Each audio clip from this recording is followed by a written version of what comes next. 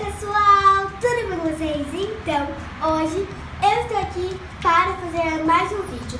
Como eu tinha prometido no vídeo anterior, eu vim hoje fazer uma slime para vocês com o meu kit. Então, já deixe seu dedão no like, se inscreva no canal e bora lá!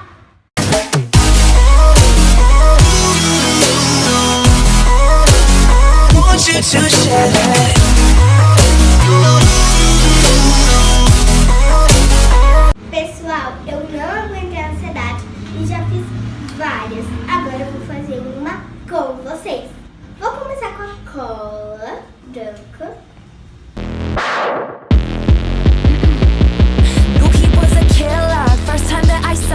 Bom, pessoal, agora eu vou botar a espuma de barbear.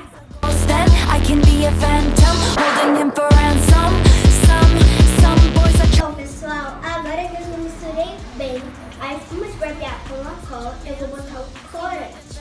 A cor que eu escolhi é rosa.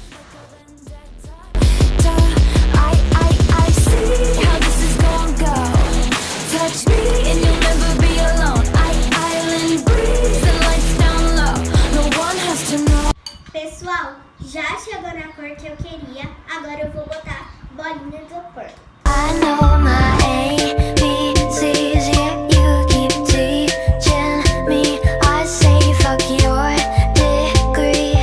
Agora eu vou botar o bórax, que é o ativador. Pessoal, se você não quiser botar bolinha de isopor, não precisa, tá? Você pode botar glitter, pode botar um monte de coisa. Watch me get big now. Spell my name on the fridge now. With all your alphabet toys. You want the spelling bee now.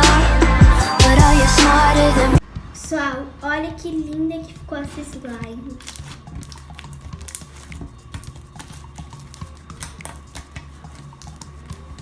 Ela tá muito linda.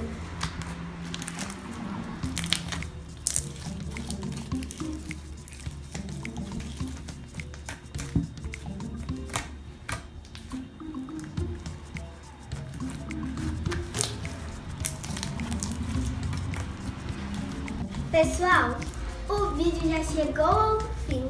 Espero que vocês tenham gostado.